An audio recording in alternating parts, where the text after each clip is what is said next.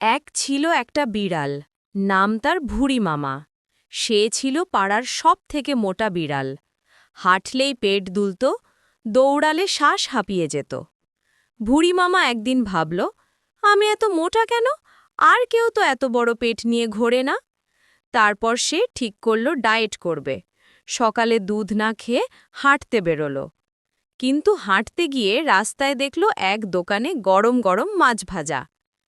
তার নাক টানতে টানতে পৌঁছে গেল দোকানের সামনে, আর তারপর সব ডায়েট ভুলে 10টা মাছ একসাথে খেয়ে ফেলল। দোকানদার চেঁচিয়ে উঠল, এই বিড়ালটা আবার এলো, কে ওর ডায়েট কন্ট্রোল করবে? বাড়ি ফিরে ভুঁড়ি মামা আয়নায় তাকিয়ে বলল, কাল থেকে সত্যি শুরু করব ডায়েট। কিন্তু পরের দিন সকালে আবার সে দুধ, মাছ আর ভাত নিয়ে বসে গেল হাসতে হাসতে।